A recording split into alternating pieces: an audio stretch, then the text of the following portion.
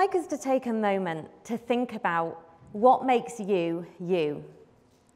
What are the things that are important to you, that make you who you are? What are the things that make you want to get out of bed on a morning, and the things that bring you joy? For me, it's my family and my friends. It's my dogs. It's sitting by the fire and getting absorbed in a really good book. Running for miles and miles in the countryside. Talking to people and listening to their stories over a cup of tea and a piece of cake. These are the things that make me, me. The things that help me to thrive.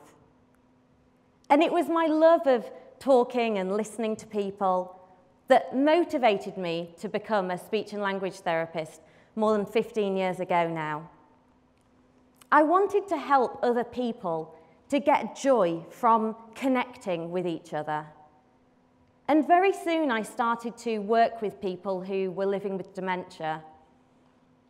And I realized very quickly that I'd found something I was really passionate about. And I've always loved to spend time with my elders rather than people my own age.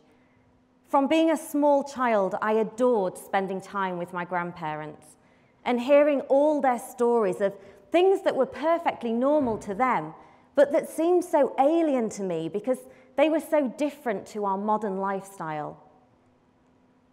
And I only have one grandparent remaining now, my Nana, and she's in her 90s now. And I still love to listen to her stories, even though now she tells me the same stories again and again. Because my Nana has problems with her memory now, which means she can't remember that she's already told me a story. Sometimes she can't remember that I've been to visit her. And sometimes she forgets that people that she loves have passed away and are no longer with us. And my Nana lives in a care facility now, and she has care staff to help her with the things that she finds difficult. What's normal for my Nana has changed considerably over the last couple of years. She's gone from living by herself to living in a home with people who she didn't choose to live with. She's gone from being seen as the person who loved to take her grandchildren to the pantomime every Christmas and the person who makes the best apple pie and custard in the world to someone who's seen as a patient, to someone who's seen as a resident of a care home. And whilst my granddad always used to say, "Only the lucky grow old," I can understand why my Nana has found life challenging over the last couple of years, and why she's told me that sometimes when she talks to God, she tells him, "I'm ready when you are." And many of us will know somebody who's living with dementia, perhaps a family member or a friend, a work colleague or a neighbour. And each one of those people will experience living with dementia differently. Because we are all different. We are all unique individuals, even if we might share the same diagnosis as someone else. And some people living with dementia will find it really hard to adjust to their new normal, to adjust to the symptoms of dementia they're experiencing, and may find it a challenge just to survive from day to day. Whereas other people may find ways to embrace the symptoms of dementia, to redefine what's normal for them, and to really continue to thrive. And yet, even though people can live well with dementia, people can continue to thrive. Dementia is still globally the second most feared disease. And having spent so much time with people who are living with dementia, I have to say that sometimes I can understand why they might feel fearful. I remember visiting my Nana about a week after she moved into the care home, and a member of the care staff took me to one side and they said to me, "Does your Nana prefer to have a bath or a shower? Because she hasn't had either since she came to live here, and we were told she could bathe herself." I asked them what my Nana had told them, and they said they hadn't asked her that question. So I asked my Nana, "Why is it that you haven't had a bath or a shower since you moved here?" And she said to me, "I don't know which door leads to the bathroom because all of the doors look the same." A problem that could have easily and quickly been resolved by something as simple as putting a bathroom sign on the door. And I wondered to myself, why was it that they hadn't asked my Nana the question herself? Not because she wasn't able to answer, but perhaps because they'd made an assumption that she wouldn't be able to do so. And this lack of direct interaction is not unique to my Nana. I remember very well visiting a care home, and I met there a man called Francis. And he was living in the home because he had quite advanced Alzheimer's disease. And as I was being shown around the home, as I passed Francis, I said good morning to him. And the member of the staff showing me round said to me very quickly, "Oh, Francis isn't able to talk anymore." Now, I had 15 minutes before I was due to meet with the manager of the home, so I took those 15 minutes to sit with Francis. And it was a really hot day, and Francis was sat in his wheelchair by an open window. I sat beside him, and I talked to him about the here and now. I commented on the warmth of the day, on the great spot he had by the open window that benefited from a gentle breeze.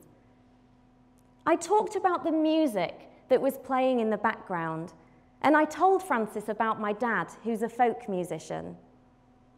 And at times we sat in silence, just watching what other people were doing. People who were busy going about their day, not seeming to notice us sitting there and watching. And from time to time, I looked at Francis, and he looked back at me, and I felt that we made a connection.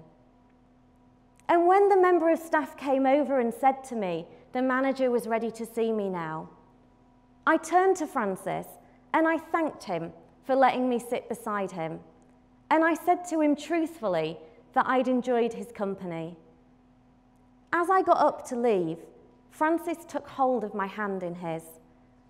He made eye contact with me, and he smiled, and he said to me, "Thanks, pet."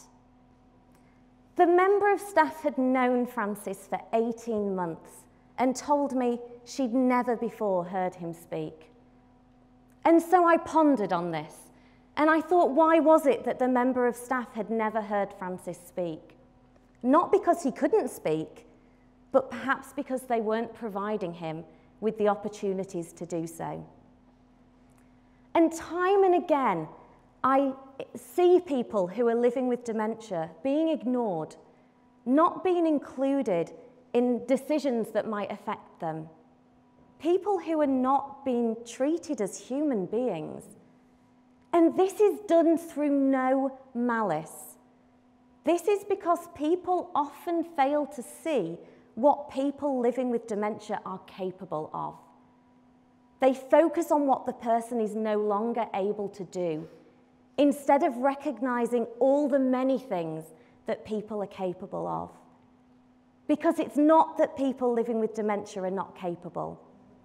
It's that we, as a society, are not using our capabilities to support that person to be a valued member of society. And so I want you to imagine a life where you have food, and you have water, you have clothes, and you have shelter. But it might not be the food that you would choose to eat, or the drink that you would choose to drink. It might not be the clothes you choose to wear, or the place where you would choose to live. But you have the things that you need to survive, but nothing more than this. You're not asked your opinion on things. You're not included in conversations. Would merely having those means to survive be enough? Would that provide you with fulfillment? And I would suggest the answer is no, that this is not enough. It's not enough just for us to have the means to survive. We also need to be seen as the unique person that we are. And this is not a new idea. More than 30 years ago, a professor called Tom Kitwood, he did a lot of research around dementia. And he said to people, we need to stop seeing the dementia, and we need to see the person first. And this has been known for, as I say, more than 30 years. And yet this approach is not widely implemented. And so I say, we need to start with us. We need to be that change and make that change happen. We as a community need to empower people who we know who are living with dementia to continue to be involved in their society. We need to change the stereotype that's associated with the word dementia. There was a gentleman called Nigel Huller, and he used to be a human rights lawyer. He now is a gentleman who lives with dementia. And reflecting on his diagnosis, he said, I was seen through a prism of dementia. I stopped being a person. I stopped being a person. That was how Nigel felt. And not because of his diagnosis, but because of how people treated him as a result of him having that diagnosis.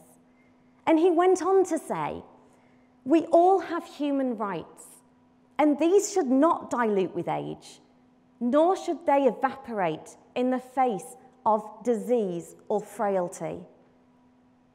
And yet so often those human rights are not afforded to people living with dementia. And it's not that we need to give people these human rights. We need to stop taking them away from people. As a society, we can and we must do better. And I know that it is possible for us to do better, because I have seen wonderful, shining examples of people living with dementia having positive experiences. And I remember visiting a community centre where people living with dementia were invited to come along, to socialise with people, and to engage in activities they would enjoy. And in the afternoon, a singer had been invited in to provide some entertainment. And as the music started, I watched one of the organisers invite a few people up to come and dance with her. And it was an absolute joy to watch. A group of people who were singing and dancing together, who were smiling and laughing. And as I looked around the room, I noticed a lady who was called Dottie. And she was sat at the side of the room, and she physically wasn't able to get up and join in with the others. And the organiser noticed Dottie at the same time I did. And she spoke to the people she was dancing with. And as one, they moved over towards Dottie, and they joined hands with her, and they included her in the smiling and the laughing, in the dancing and singing. And this was such a small act that took no effort from that organiser and those other people. And yet the impact on Dottie was incredible to see. She went from someone sitting on the sidelines, longingly watching the others, to someone who was genuinely part of that group. And I see lots of other people living with dementia who thrive because they are invited to continue to come to events, to share their ideas and their thoughts with other people, and have those ideas valued. That people are treated with kindness and treated as human beings. So how do we move forward? How do we use our knowledge of how to connect with people to extend this to people who are living with dementia? Firstly, we need to recognise that people are people first, that people living with dementia will still enjoy the things they used to enjoy and are still human beings. We need to involve people, ask people questions, ask their opinions, and pause to hear their response. We need to listen out for those thank you pets. We need to remember or learn about the things that are important to that person, that make that person who they are, and then support that person to continue to get joy from the things that they have always loved. We need to add humanization to the list of things that people living with dementia need to survive, and sit by an open window with someone talking about the here and now, or invite someone to dance with us. If we can stop seeing people through that prism of dementia, we can create a world where a diagnosis of dementia does not invoke a fear of dehumanization. By using our capabilities to connect with people, one human being to another, we can help people living with dementia not just to survive, but to truly thrive. Thank you very much.